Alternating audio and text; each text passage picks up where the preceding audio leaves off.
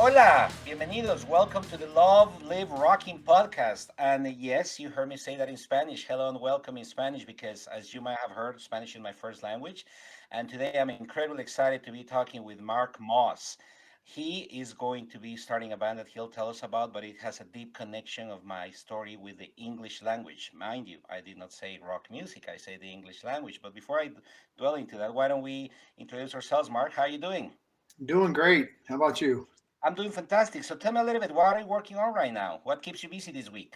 Well, I keep busy doing mobile projects. Music's always been in my blood. So um, I started around here doing solo acoustic gigs and then started jamming with another guy doing acoustic duo gigs called the Arg Pirates. And we still play out and about. But from there, I was jamming with some guys. I got asked to join a Green Day tribute called Green Okay, Dazed.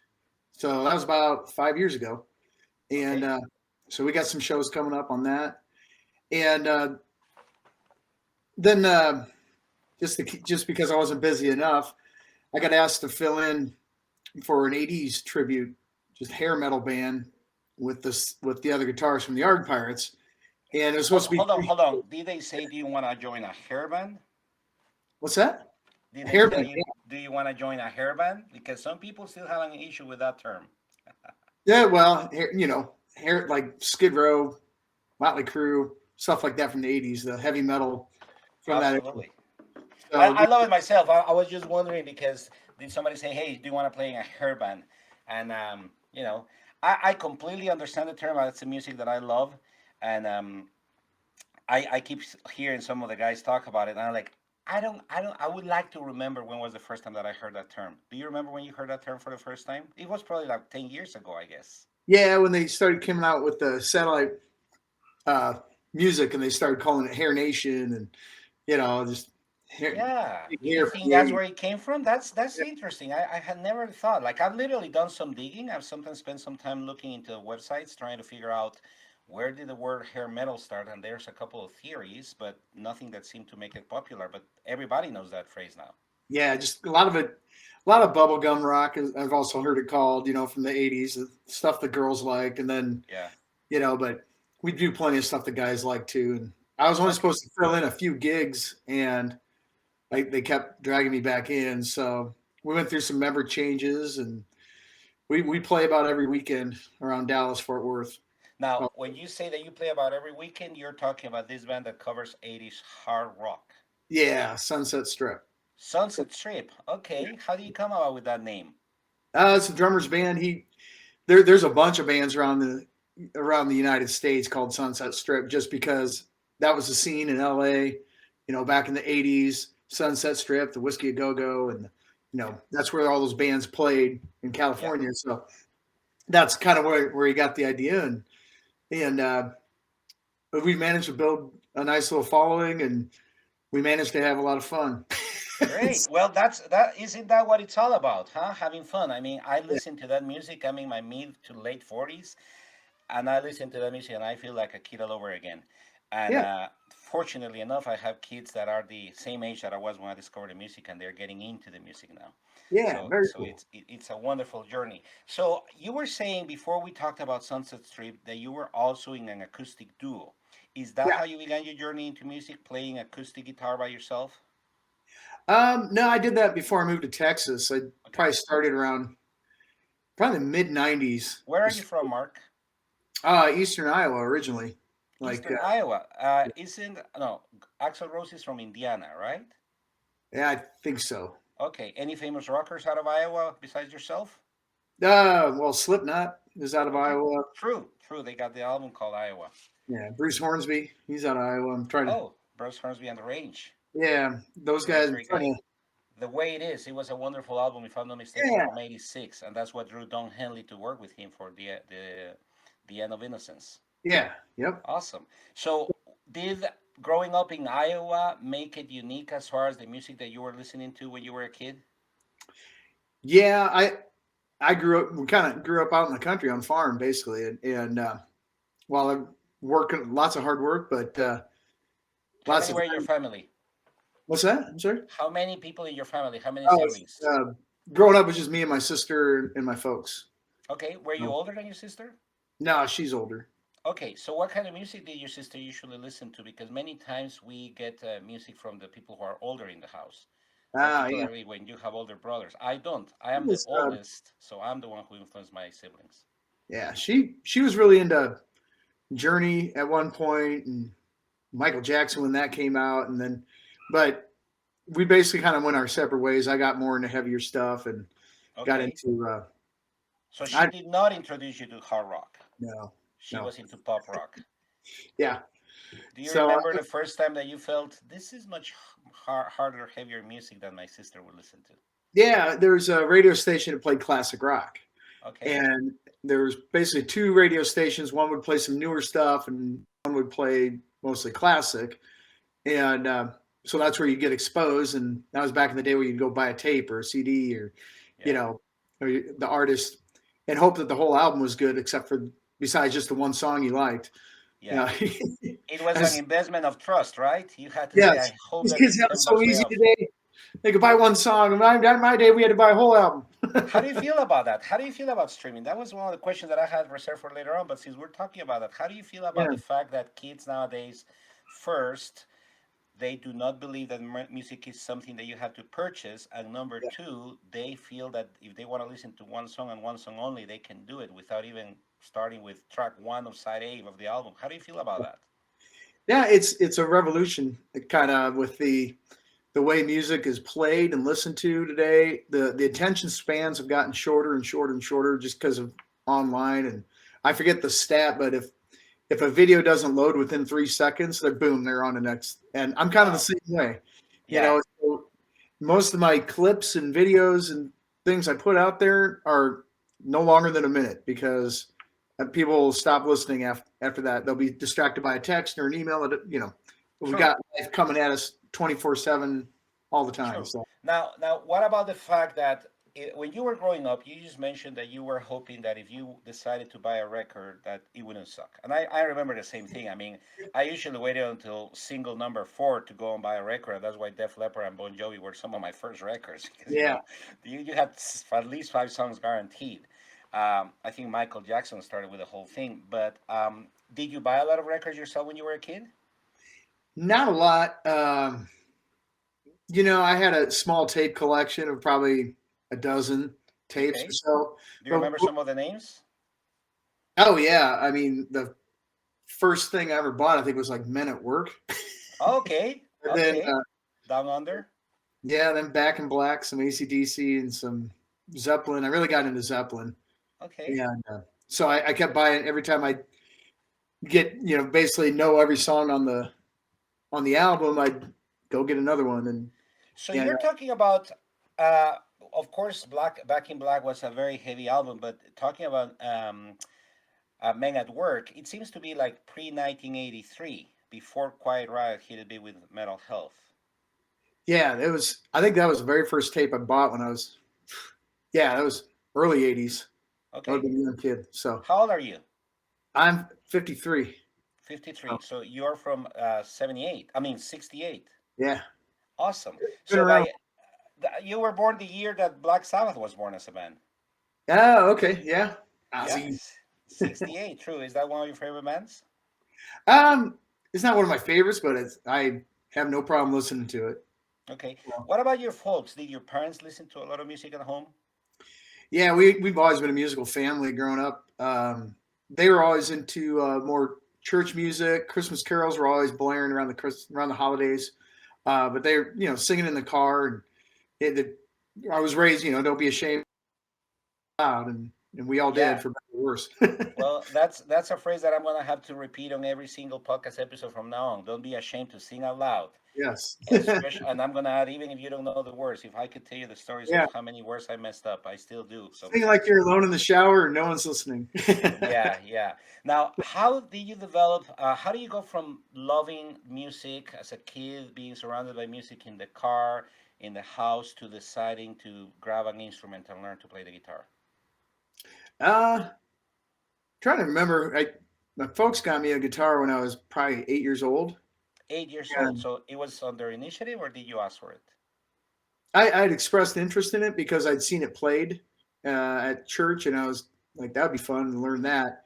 and we knew a guy nearby that could teach me, Okay. and so I started learning. But it was a nylon string classical guitar, and lower end, and it was I couldn't make it sound like Kiss. So Kiss. How do you start talking about Kiss? So yeah, you were into the music of Kiss as well.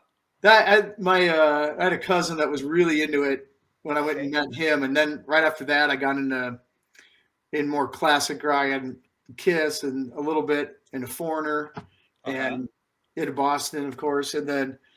It's like when I'd hear those songs on the radio, I'd be like, "Oh, I know this one. I've heard this one." And What um, what is the first Kiss song you remember hearing on the radio?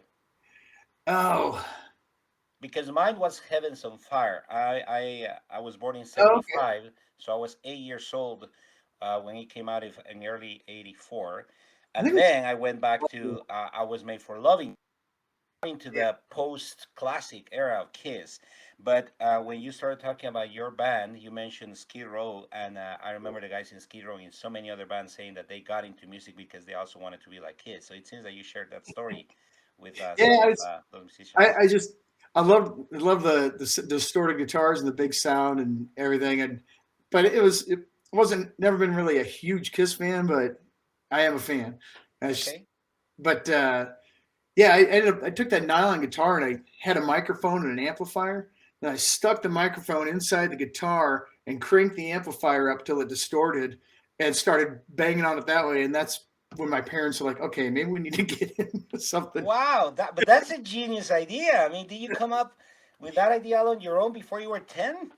Then I was probably about 10 at the time. Yeah, The yeah, only the only thing that that I did that was similar was grab a big piece of cardboard and put it in the back wheel of my bike, so that when the faster I go, the more sound it make and sound like a motorcycle. But that was as far as creating my own inventions go. I would have never thought of putting a microphone inside a guitar. yeah. That's Well, amazing, Mark.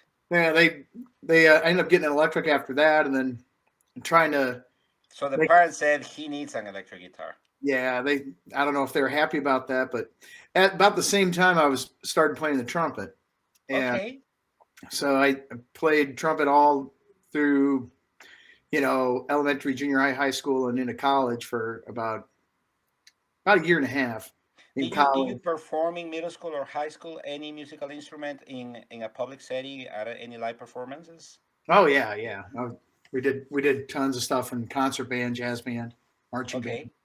Did So you did you get to the point where you got with your buddies and put together a rock band by that age, by middle school or high school?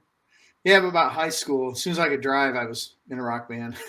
Okay, tell me about that band. Do you remember the name of it? Oh yeah, we were called Pressure Point, and Pressure Point. yeah, some guys that one kid, the bass player, and I grew up together because our moms went bowling together on like one day a week, and so our families knew each other, and he said, "Hey, we got this band we're going together. Why don't you come jam with us?" And met it was just a four piece, and all the same age, and made a lot of noise in his basement, and I thought you actually, were gonna say made a lot of money. no, no. So, what instrument were you playing? If it's a four-piece, do you have to pull off double duty? Guitar No, player I and just backing sang in that. vocals? I just sang in that one. Oh, you were the singer. Yeah, yeah, Okay, okay. Were you do you play covers and originals? Was it a combination? yeah. It was all covers, and then we did have one original that we kind of toyed around with, and I may have a recording of it somewhere. But it's I had we did like a talent show, then we booked a bar a few times. Okay. So playing in the bars when you're like 17 is kind of fun. Yeah. And Well, that's the only way you can be in a bar, right? I When guess, yeah. the music Yeah, don't ask, don't tell. true, In the true. band. Yeah. So what kind of okay, well, what was the name of that song that you recorded? The Uh, original, I think it was called Gateway. Gateway.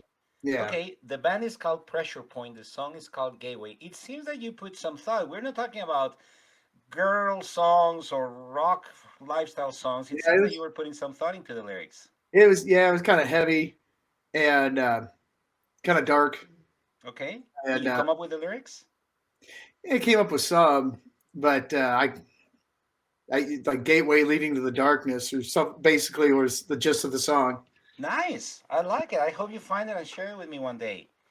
Then You they know, say, I remember reading that Bon Jovi, when any idea is never finished, and he had a hmm producer that says, no, no, no, no, we're going to finish this. We're not going to scrap it, and that's how Runaway came about. It was sure. on the ash heap, and produced this, and so that was his advice. He's like, never throw it away, and it's Yeah. like it's always an idea you can pull from and finish later. So True. That's also what happened with Bon Jovi with the song "Always." He put it aside because he was just a piano ballad for like 2 3 years until John Kalodner listened to it and said, "Man, this is a massive hit." And he says, "You think so?" And they rework it, and it's to me, it's one of the songs that brought about this rebirth in the mid '90s.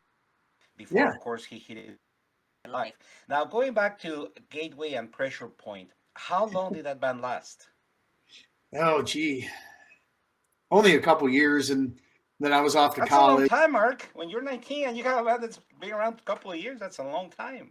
We mostly played parties, and the funniest story. This was before cell phones and anything else, and I Luckily. drove into the city to jam, and we had a party, and my mom was convinced because I wasn't home at 2 in the morning that I was dead in a ditch somewhere, and she's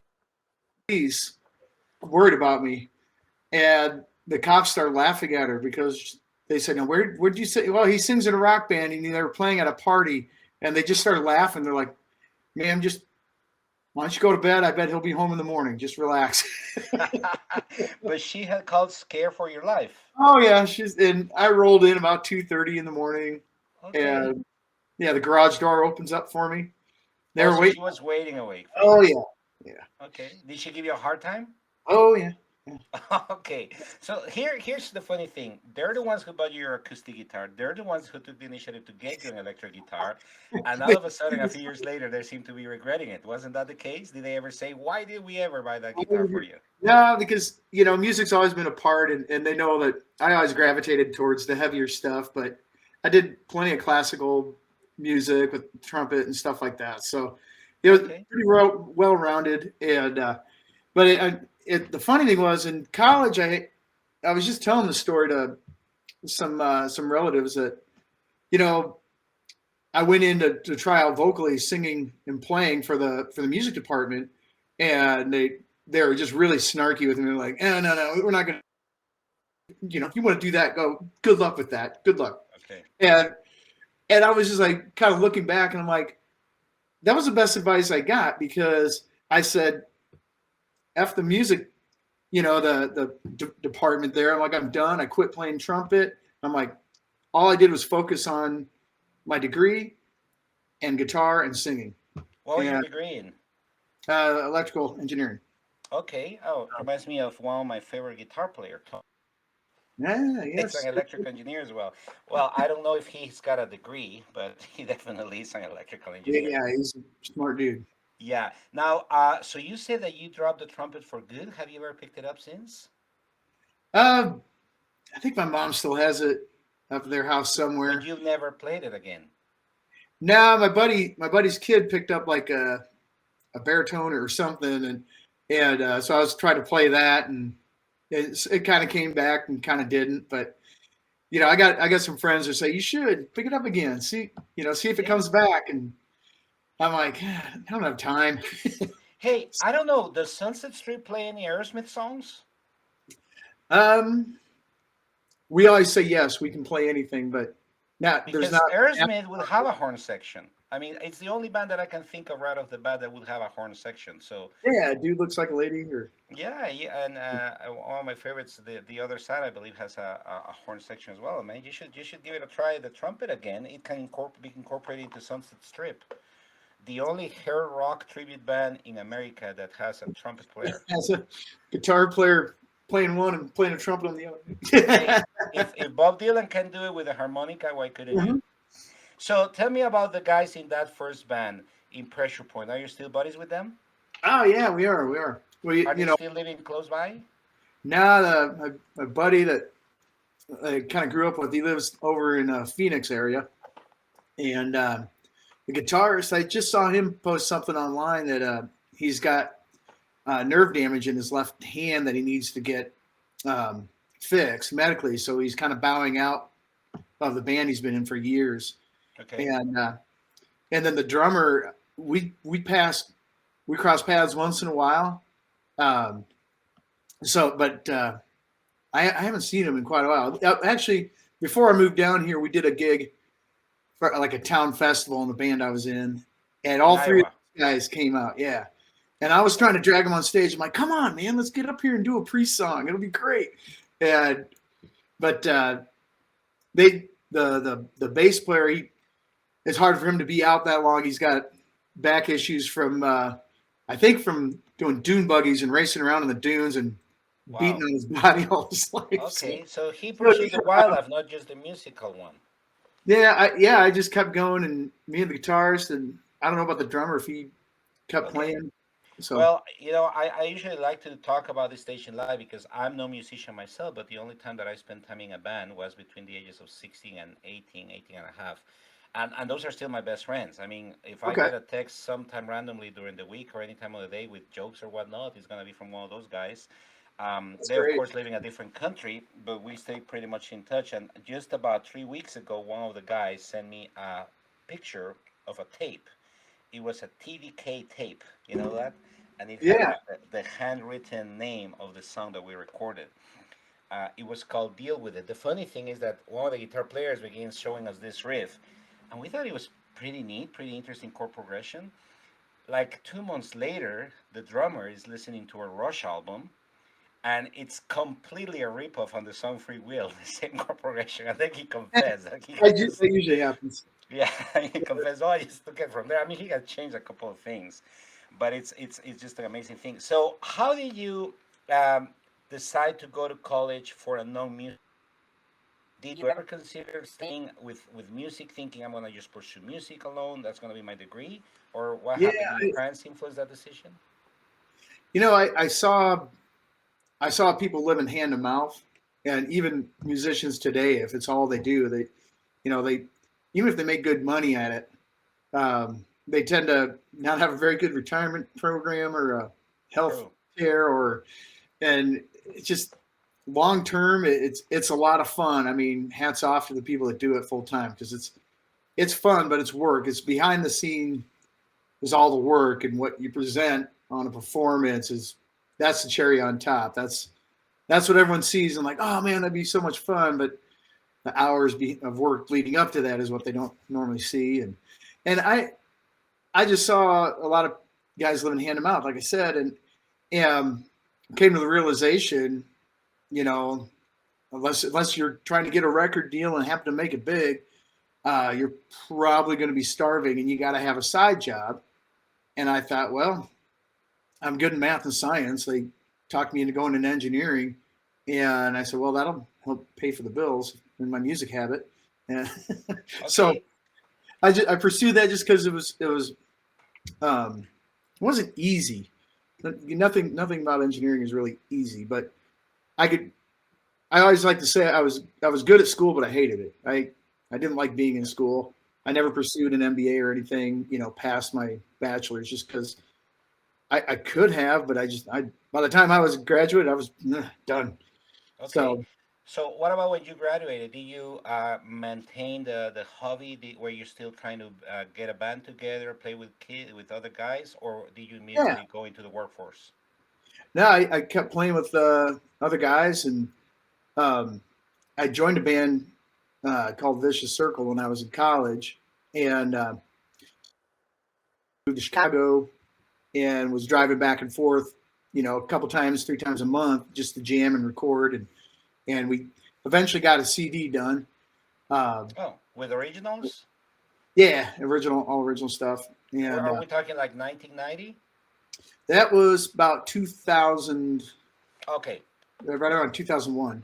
Okay. I was thinking that you might have graduated college around early 90s.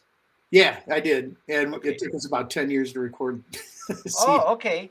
So it seems like you never have any regrets, because you certainly didn't dream of pursuing music as a full-time career that would bring home the bacon, right? Right. You always took it as a serious hobby, a passion that you needed to fund from your work somewhere Yeah.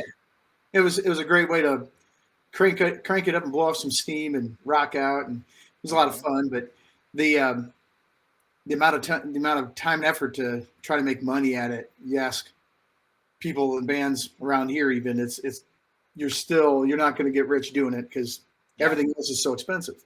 It All is. the It is. equipment, And everything. I think that's one of the things that I like to explore in this podcast because we have this myth of superstars, of these guys that certainly stroke it into multimillionaires and incredibly successful careers, but they're one in a million or maybe one in 10 million, Yeah. and yet we become so familiar with the stories that just because anyone can make it, we tend to think that everyone can make it, and it's not the Right. case.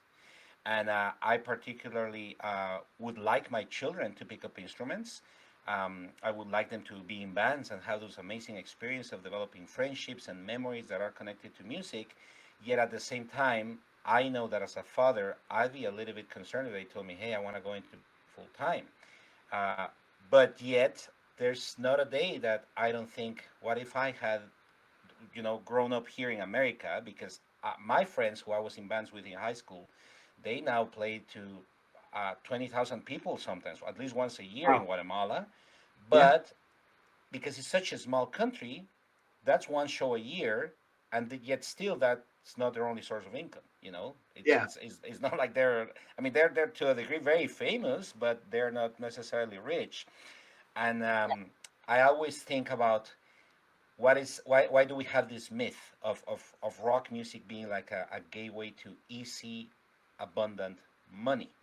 And I like to explore it more as a gateway to building connections with people, building friendships. Like I feel I've gotten to know a lot of your life, and we didn't know each other a week ago, and Yeah. or I don't think I even knew your name 2 weeks ago until I saw that you were promoting a new band Yeah. that drew my attention. Why don't we talk about that band now? Well, sure. I been busy with, like I mentioned, in the tribute scene, and with the Green Day tribute, the bass player was telling me about this Boston tribute that he was trying out for, He and was it was, trying out for us as in auditioning for an existing Boston tribute. well, that he was jamming with. I don't know how he met the guy, or if the guy Okay, reached out to him, but they kind of live in the same area, and it's kind here of the in drummer's Texas. project. Yeah, so it's a drummer's project, and he reached out to me as well as my bass player. Like, come on, why don't you just give it a try? Give it a try. And I'm like, I grew up singing Boston, and I'm like, all right, I'll check this out. And what I heard was some recordings from just one of their jam sessions, and it piqued my interest. I was like, whoa, okay, because I'm like, if you're gonna do a Boston tribute, you better have dual screaming guitar harmonies, a keyboardist that can just shred the keys, and everyone wants to hear the singer hit the high notes. So, Yeah, um, and it seems like an incredibly challenging project. yeah, it's challenging. Okay, Yeah. how long have you been rehearsing? We've with the current lineup. There's six of us, and we've gotten together about three times. We're getting together later tonight, Okay, and we've nailed down about nine songs like ready to go already in just two practices, and we're awesome, working on another awesome. four tonight. So, Okay, um, you said you're gonna practice another four tonight. yeah, Okay, so that's gonna bring your potential set list to 13. yeah. So we've got a good hour and a half of music, Uh huh. and we're trying to get it up to the point where if people were screaming to hear, "Cool the Engines" or one of the later songs that Boston did that aren't as mainstream as "More in the Feeling," Yeah, then it's like, okay, let's have that in our back pocket ready to go, and mix it up a little bit so you're not playing all the same songs all the time. yeah. Uh, Well, I've said this story before, and I even wrote it to you. I believe one of our first interaction on your Facebook page for the Dallas Boston Experience (DBX), right? yes, And more DBS. than a feeling were the first four words in the English language that I ever learned. I remember you saying that. Yeah, Yeah. So I my was. father used the Boston record to begin teaching me words. He never was an English speaker. He just loved rock music so much that he wanted to know what the song said. And I don't think he ever cared to learn more English than that. I should Oh, probably share. look at that. That is the spaceship. So for those that are Yeah. listening, I'm gonna be putting up a picture on Instagram, and you can also check Mark's page. Why don't you tell us about the social media presence for this project right now? Where can they find Right. information about the band, information about upcoming concerts? Yeah, It's at Dallas Boston Experience with X for experience. There's no E in Okay. there. There's no E. And you can always find it on my Facebook page. I'm just at Mark Moss Music. Okay. And Are my these Twitter website, handles? When you say at Mark Music, is that a Twitter yeah, if handle you go or on an Instagram? Facebook and just type at and then Dallas Boston Experience, Okay. you get So we're where recording on February 1st. Do you have an estimated date on when you hope to have your first live performance with the Dallas Boston Experience? we were just talking about it. I think we get a couple more practices in. I think we'd be ready to go. And we were talking about doing a launch like during the week, actually, either at the Revel in Frisco, or there might be a couple other places, or just a weeknight kind of cut your teeth and get it figured out, polished off. Because once you play it on stage, it gets real, you know. Yeah. And so you can practice all you want, but doing it live on stage, one shot, and that's all you get, and making it a product that people will actually want to come see. That's the hard part. So we're probably going to do a smaller gig like that during the week before we start pursuing some other playing with other tribute bands around the area for some of the larger venues. You know what? It's interesting that it seems that despite all the years of experience and the many performances under your belt, you're still very cautious about doing it the right way. And you seem a little bit like, I don't want to use the word nervous, but you're just being cautious about doing it right. You don't want to just be overconfident and say, oh, yeah, we're ready to play. Right, right. Now it's I've seen enough to where when you go see other bands that kind of put it together or kind of half-ass it, you know, where they don't give it paying attention to the details. It's those little details that make the bigger picture shine through clearer. You know, it's if you focus on the small things and getting the minutia down, everyone's going to sing along to the chorus. You all know that. But Mm-hmm. it's like, but if you're stumbling through the rest of the song, it just doesn't sound as good. So I was kind of a perfectionist, I guess, but you wouldn't know by seeing us live because I screw up so much. Oh, well, that's the beauty of the live music experience. That's the beauty of it. And like you said, everybody's singing along, everybody's having a good time. We sometimes don't notice that. Talking about a good time, are you going to be playing that Boston song? I Have Yeah, a Good Time? yeah, I think so. I was going to try to share the. The set list? No, I could do that too. Here, Okay, well, you don't have to if you don't want to, but you know that I was just thinking the other day, looking at the several Facebook pages dedicated to Dallas tribute bands. Is it rude to ask for a set list? Because I can tell you, every time that I got in a glimpse of the set list, it just made me more excited about the show. can Because see it. I'm always, no, I don't think I can see it right now. But you can read it to me. What are some of the songs that are popping up on your screen that you Oh, guys have already got there we already? go. Let's see if I was trying to share that screen, but it's not working. Yeah. Let me grab the. Yeah, right now we're doing basically all of the first album. The whole album? Yeah, except maybe one song, and then so it's long time foreplay, long time Yeah. party, feeling satisfied, hitch a ride, rock and roll band, then Amanda, more than a feeling, don't look back, Okay. man, I'll never be, peace of mind, smoking, gotta be smoking, Yeah. and something about you, it's easy, let me take you home tonight, and then we're ready. Some of Oh, some newer ones. So we might do something off the Rock On or the Walk On album they did in the mid '90s. It's yeah. kind of I Need Your Love. yeah. I Yeah. need your That love and was that yeah. was that was quite a hit in my country in 1994. I'm sure it was played heavily all over the summer. It's the song that I associate a lot with the World Cup of '94 because every time I that I guess I was could have trying to just listen held to it up. the There we go. There we go.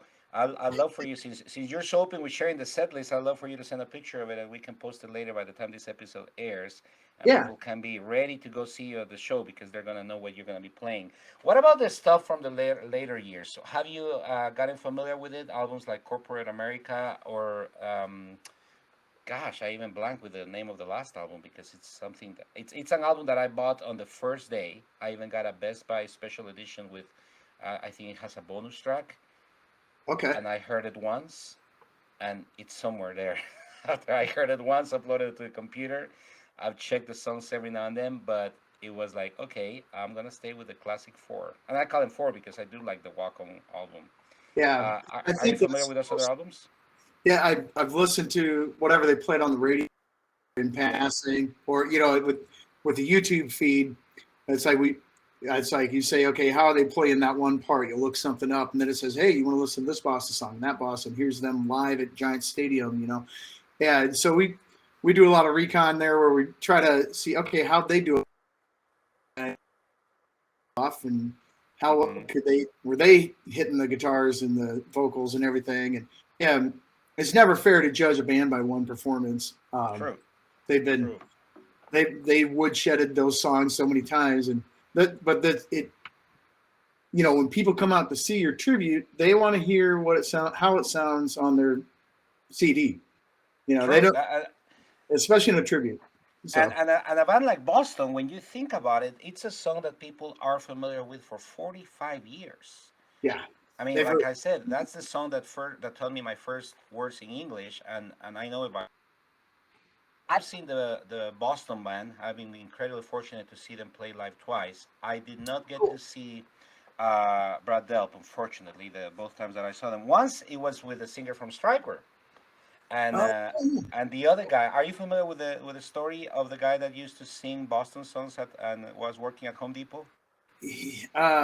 no, I Yeah. didn't. Well, for that tour, there was a guy similar to the Tim Ripper Owens story with Judas Priest. He was singing Boston songs, and Tom Scholz got a hold of him, and he could hit the high notes the way that Brad Delp used to. So he brought him along on that tour, and they had both this guy, whose name escapes me right now, and Michael Sweet, the singer from Striper, trading vocals on different songs. Okay, So, and that was an cool. incredible show. Have you seen Boston perform live, Mark? I haven't. Okay. That the third stage, their third album came out right when I was 96. yeah, like right when I was graduating high school and then going into college, and I had no money to do anything. And if I did, they weren't coming through like Cedar Rapids, Iowa City. I'd have to go to Chicago to see them. Yeah. So we you basically took what you could get in Iowa City. So we saw at the time I went to see I went to see hair metal like Def Leppard and Rat. Did they come to your town or did you travel Yeah, for them? Tesla and all them. They loved coming through rural Iowa in that area because they knew they were going to get a crowd because it was Yeah, a big thing, a big rock and roll concert coming through town. Everyone's like, "I'm going." So absolutely. Are you able to recall some of your first concerts, the first handful of shows that you might have attended?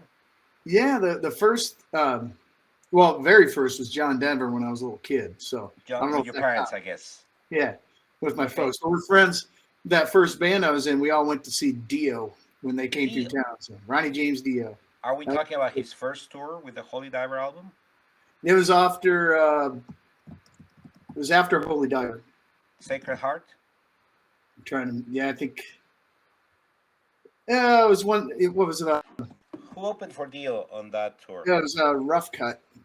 Oh, Rough Cut, yeah, with Paul Shortino on vocals, I believe. I'll take your Okay. word for it, but I just remember, I remember that, and what I did, I kept all my ticket stubs. I Oh, try not to be a hoarder, but uh-huh. I made a coffee table book, and I had them all in like a shoebox. Okay. All the concerts I'd went to or gone to, and I pulled them out, and I'm like, okay, I remember that. And then I tried to think, okay, what do you remember from that? And in the coffee table book, I'd write a little excerpt. It's like, oh, I went with so and so. We did this. They got drunk. Someone got kicked out. There's a picture of the band from that era, and just jot almost like just a memoir, sort of Yeah.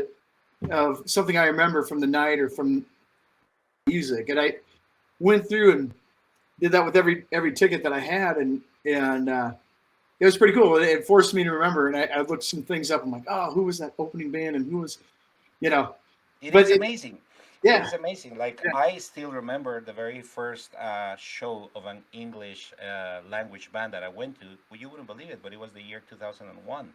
It was okay, Motley Crue with Megadeth in Mexico City. Those bands never came to my country. The only bands that came in the late 80s were what was at the time called white metal, and the reason it was called white metal is because black metal was supposedly satanic in its lyrical content. So Uh, white metal is how they call the Christian rock bands. And I'm talking about bands that didn't achieve much success. I'm not talking about Striper, for example. But I didn't go to see them. And I remember that sometimes when local bands in Spanish would play a rock show, they would put during intermission songs by Motley Crue, and me and my friends would just close our eyes and imagine that it was Motley Crue performing while listening to the to the studio song yeah, on the preamps. It was yeah, amazing. So Holy Diver, I'm sorry, not Holy Diver, but Dio, I was probably the Last in Line album was your yeah. first That's show. Do last you in recall line. the next show? Oh man. After that, I think it was Cinderella Opening for and Bon Jovi? yeah, Bon Jovi and Cinderella, then David Lee Roth, Okay, so Halen with Sammy Hagar, and I went. It all kind of blurs together because if there was a live show, I was trying to go, um, but I saw so many bands like Bonham and Tora Tora opening up for the Cult. So someone's like, "Hey, I got an extra wow. ticket to the Cult. You want to go see them?" I'm like, "Who's opening?" And it was Bonham and Tora Tora, and I'm like, "Oh, I definitely want to see those guys." Yeah, Yeah, you know, and yeah. because they had one album, they were just trying to get their career going, and Bonham with So John Bonham. Disregard of Timekeeping, I believe that's the name of the album. Yes, yes, The I always confuse Bonham because when my friend let me borrow the tape, the singer's name was Daniel McMaster. Unfortunately, he passed away like 4 years ago, and I remember thinking that it was Jason McMaster from the Dangerous Toys. So for yeah, a while, I thought the same McMaster guy sings in two bands. He sounds different. yeah, But that was an era that to me was so meaningful because you go back and listen to those albums, and they're pretty solid albums. yeah, Like you mentioned, Tora Tora. They had. Oh, I think both bands had a song called "Guilty," both Tora yeah, Tora and Bonham, yeah. and they were just amazing records. Like you would borrow your. I mean, in my case, I couldn't afford to buy albums, so my friends would let me borrow these. Let's call it. I'm thinking of the word minor bands because they were not multi-platinum 10 million sellers that you find anywhere, so they were rarer tapes. But I listened to the album. Like the whole thing is wonderful. I began thinking that every single band that put out a tape or record had a wonderful 10-track album every single time. And I think we were just Yeah. very fortunate to live in a golden age of rock to a degree.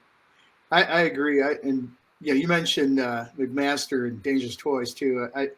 They're one they still play around here from Yeah. Texas, They played a few months ago in at the Rail Club in Fort Worth. I yeah, missed them because I was out of town. I was out of the I country. that's the problem with doing gigs all the time is you miss a lot of these things. And he's got his other project, I think, Broken Teeth, Uh huh. that is similar, and it's just straightforward rock and roll. It's He also has a tribute band called Sick, which is Kiss spelled backwards. oh, okay, I didn't And know. the interesting Okay, thing is that it's a 5 piece. It's not a 4 piece. okay. Yeah, and he also had this thrash band that was very very famous in the mid '80s. So he's done a lot of stuff. So you said that sometimes you miss shows because you have to play. Has there been ever a time, Mark, that you were almost thinking of lying to the guys and say, "Guys, I'm sick. I cannot make our performance," so that you could go to a concert?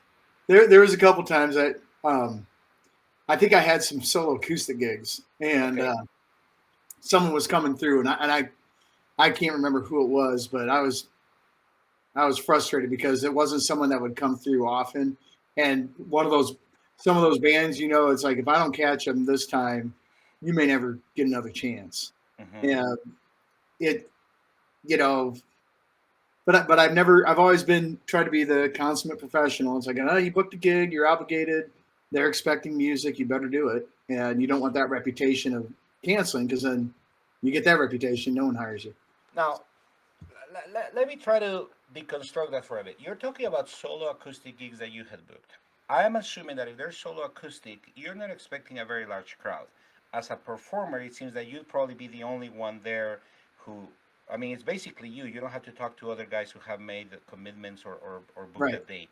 How do Yeah. you reconcile the idea of music being fun, music, and as far as going to a show that will be a great experience for you, music being a hobby, not necessarily your bread and butter, with deciding to stick? You sound like the consummate professional that once you booked and agreed to something, you're gonna stick to it no matter what, even if it costs Yeah. you a unique performance. Yeah. I think through all I've only canceled twice, and once I was deathly ill, and I got someone to fill in for me, and the other time it it was snow and ice and everything else, and we told the bar we're not coming, and the bar owner was really ticked off about it. But it was a small town, but it's like in order to get to that town, we had a tour bus, and it's like we're not going to risk putting this and all our equipment in the ditch, and for a small town where we might play to 50 or 150 people, and it's nothing against them, but it wasn't the amount of money and the time and the risk wasn't worth it. Yeah, it So wasn't safe for you guys. right, and the guy, and we talked to the guy later. He goes, "Yeah, it was a good call. Nobody came out." I'm like, "Yeah, it's freezing in terrible conditions, and everyone's hunkered down trying to survive." So I've only canceled twice, Did you play and that venue again with this bar that you had to it cancel that was time? it was a bar in northern Iowa, and I can't. Oh, so it was a long time ago. It wasn't now Yeah, this with is Sunset probably Strip. 10 years ago or so. Yeah. Okay. So, Did you ever get a chance to play there again? I think we did after that.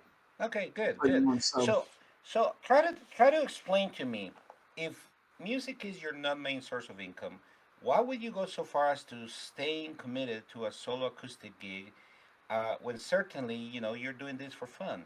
What's the mindset behind that commitment? well, you're right. Like most of those gigs, it's like you're playing at a bar and it's people, it's someone's hangout. You get the same crowd kind of goes there, and so you got 20 or 30 people that are probably going to swing in through the night and see what's going on, and then you've got 10 or 20 people or hopefully more that it's like, oh, you're playing and I got nothing going on. I'll come out and see that.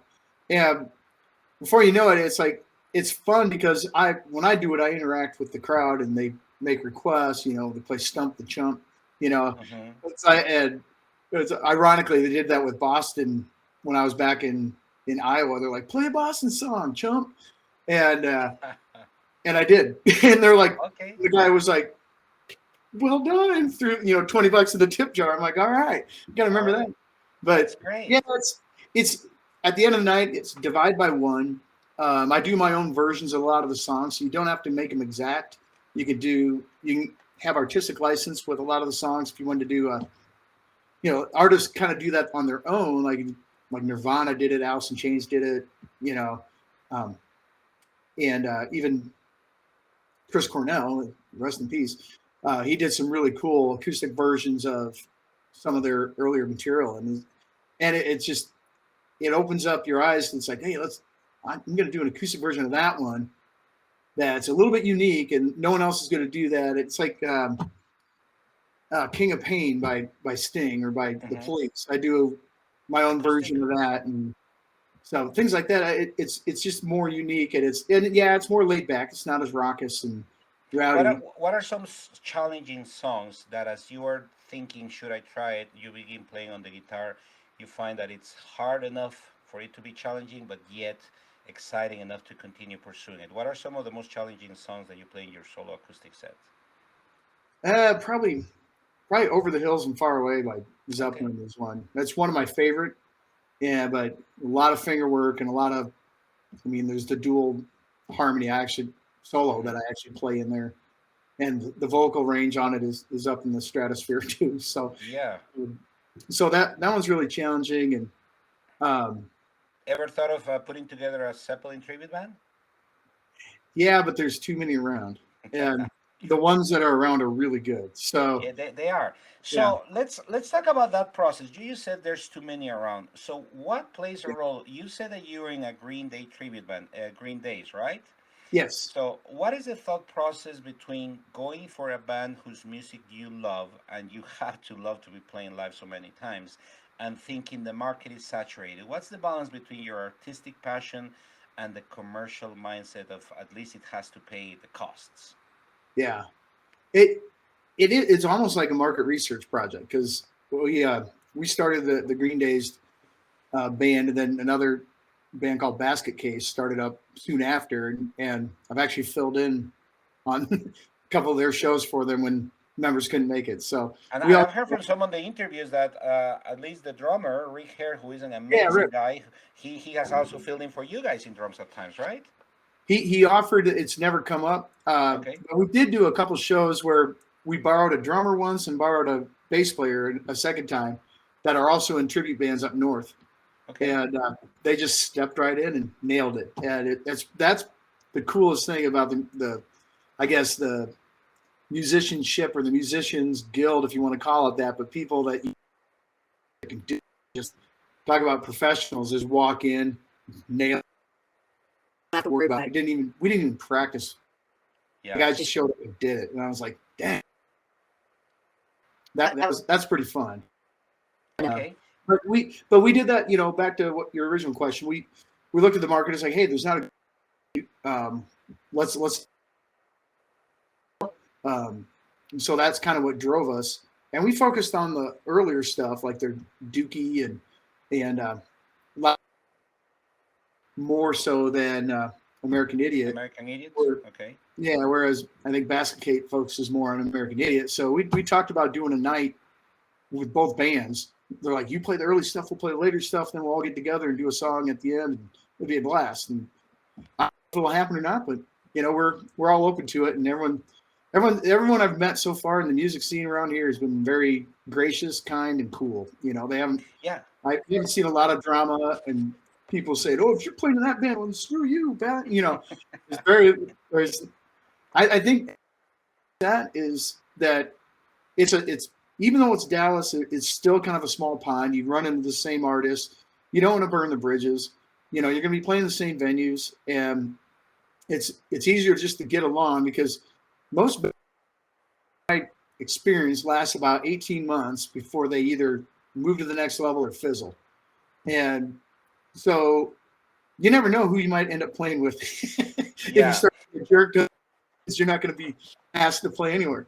So now, do you think that it is simply a mindset of, okay, I got to be careful because I might end up bumping into them again? Or is it just a genuine connection that exists between musicians? Because I'll tell you that I am amazed that in May 2021, I had never seen a tribute show.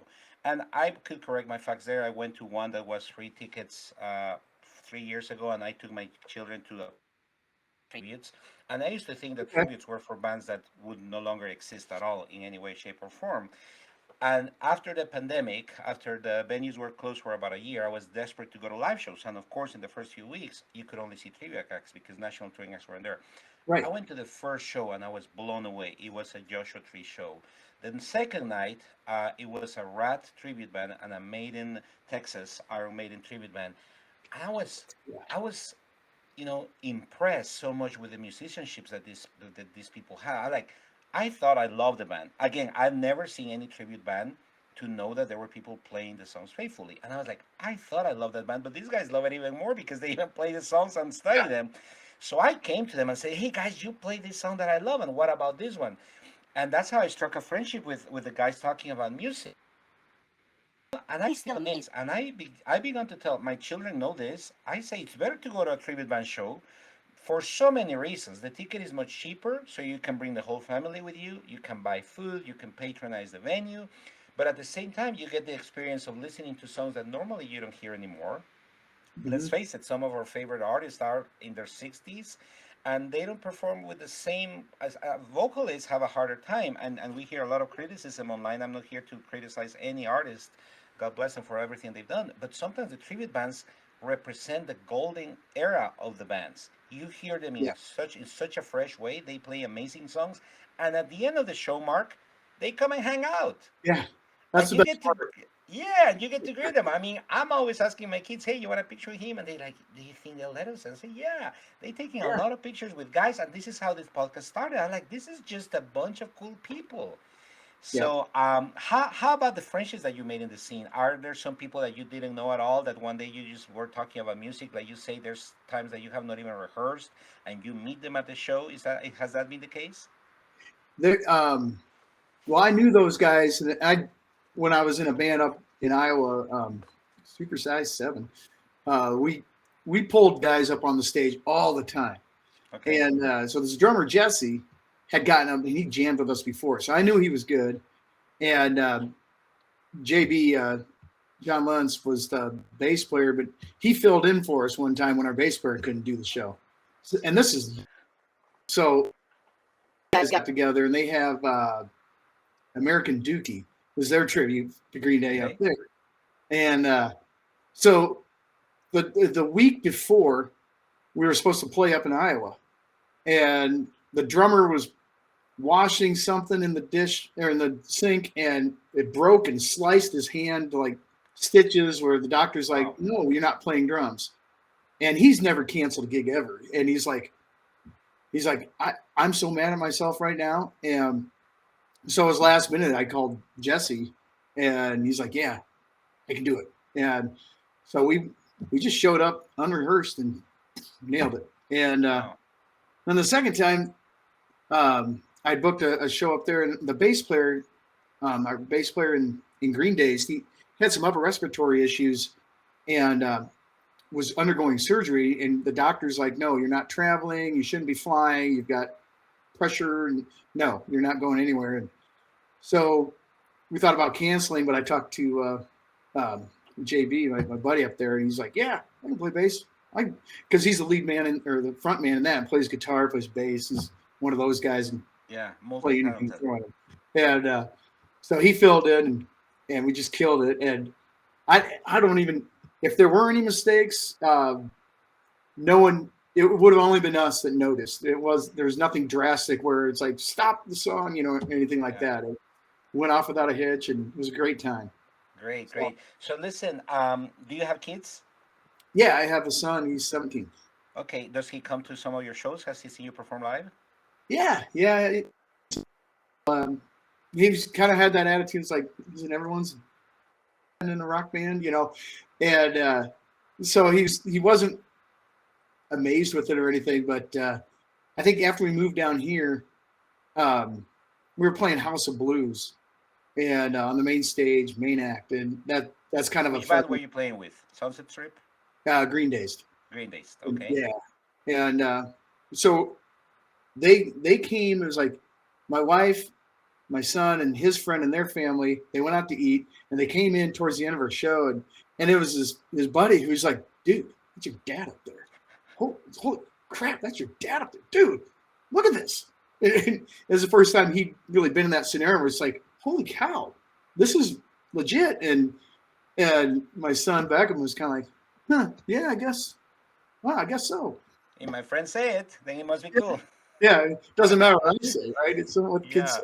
Yeah, that's amazing. So, Mark, does he did he ever think about playing an instrument, or did he ever jam with you? He's in a concert band and marching band. He plays clarinet, and he's noodled around on the guitar a little bit, but he keeps so busy with school he doesn't really get time to bang around on the guitar. So okay, but he doesn't seem to be as passionate as picking up music as a hobby as you were, right? Yeah, I think for me, I was just I felt growing up on a farm like that. I felt like I was a caged animal. Okay, I'm kind of extroverted and I get along with pretty much anybody, but it's being out there. There's no one to talk to, nothing to do. So all I did was work on music because it was a release, and so I'm like, sing like no one's listening. It's like out you're in the middle of nowhere in a barn, and it's just kind of like crank the radio. And I remember it was right when Whitesnake came out with Still of the Night, and singing along with stuff like that. And it's you could sing full voice, and you learned how to, you taught yourself how to sing right. I mean, I did take some vocal lessons in high school, and the teacher's always like, if you sing like that, you're going to ruin your voice. You won't be able to talk about it. And okay, thanks. But she did, it's like you learn to support it from the diaphragm, sing correctly and support it. And it was really important on the Boston stuff. But, I learned how, kind of taught myself how to sing that on my own, singing along to Boston, Iron Maiden, AC/DC, Priest, more Zeppelin. And there's some stuff I didn't even try, but Iron Maiden was probably the one that taught me the most. Which are some of the stuff that you didn't even try? Uh, some of that, like the AC/DC, where they're just Okay. screaming it, like the Yeah. high screaming stuff. It's like I was more focused on like Bruce Dickinson has that vibrato that's just like you tell he's trained, he does it right, and it's like if Have you you ever given vocal lessons? Have you been a vocal coach, Mark? no, Okay, I it seems that you could be a great one, man, because you have such an insight and knowledge of how to work your body in relationship to the music. Let me ask you something. Are your folks still around, your parents? yeah my folks they still live up in Iowa, and Oh, there's so they haven't seen you play yet here in the oh House of Blues, they've been down a Dallas. few times, yeah, they've seen me, so Okay. but How did yeah, that feel? no, it's great. They're still I think my dad is kind of like, I don't get the head banging and the everything, but man, everyone seems to be having fun, and so he's not really familiar with all the music, but they do recognize some, and Okay. they like my solo acoustic performances, I think, better than like Sunset Strip or Green Dazed. So Okay, so if I wanted to catch up your next show, considering yeah, that a podcast it gets recorded and it's not necessarily going to be the next few weeks show, which pages should I visit? Not necessarily yeah. only for Green Days or Dallas I Boston put experience. I put everything on. I have a website, markmoss.net, and I put everything on there. Every performance that's coming up. So if you Do you go, update it frequently? yeah, I update it weekly. So Okay, so anybody that here goes to the website this week, they're gonna find a refreshed list of gigs you're gonna be playing. yeah, exactly. Okay, let me ask you something. Somebody asked you to play an acoustic gig this morning, and just a couple of hours later, a request comes for you to play with Green Dazed. Which one would you choose? Yeah, first come, first serve. I've Oh, is I've that had your approach? I've had people literally approach me and say, "What are they paying you?" And I'm like, "It doesn't matter." And they said, "I'll pay you 3 times what they're paying." And I'm like, "I'm not going to do that." And there's bar owners and booking agents that would be like, "Dude, you should totally do that. That happens to me all the time." And I'm like, "No, I've already," because usually it's like I spread the word, I advertise it, I committed, and I've been there where someone all of a sudden is bailing at the last second, and you get the call and to bail someone out, and you can't help it if you sudden illness or death in the family or something comes up, an emergency. Uh, but if you start hopscotching, the Yeah, highest bidder, you'll get people, you'll piss people off. yeah. Now, And, how about the fact that when you're booked for a solo gig, it's yeah, you, but if you accept the band gig, it's gonna be you and your friends playing, or you and your colleagues. It's gonna be yeah, four of you that could play the show. Is that a difficult process to say to the guys, "Hey guys, I'm sorry, I just committed this morning to an acoustic gig"? yeah. So like in Sunset Strip, it's the drummer's project, and he's got a couple backup, like a pool of backup guys that he pulls from, Okay. and he's he's always like, yeah, I hate doing it, but he's of the frame of mind too. If you say no when the bar's calling you to book stuff, then they'll stop calling you. And Mhm. he says, I'd rather do a show and the show goes on, even if you've already got a previous obligation. And Yeah. sometimes if it's far enough out, I can move some things around on the acoustic gigs, and I've done that before. But typically, I've had like first come first serve where it's like, I booked something, I booked that night, and it's like even if everyone's ready to go and we're gonna make buku dollars, it's kind of like it's like I'm gonna let these people down, and they're never gonna they'll never forget. Yeah. And True. it's just, So we've been talking for about an hour. So I want to yeah, come down to the last couple of questions. So sure, I've heard that you have about four bands so far active at the moment, or not four bands, but you have your solo acoustic gig, you have Sunset Strip, you have Green Days, and the Dallas Boston Experience. Am I missing any, or are these the four projects that keep you the busiest right now? and the Art Pirates, we do that about once a month. Oh, is that a duet? Is that two of you? Yeah, the acoustic duet. It's just me and the singer from Sunset Strip. Oh, So okay, okay. So yeah, you play with them yeah. now. It are you are you making a lot of money doing so many gigs because you seem to be booked quite a lot? Are you You know, gonna set aside the engineering career for a while? no, not at all. It's the day job takes precedence, but the on the weekends and stuff, maybe a Thursday night thrown in here and there. I'm like looking at my master calendar over here.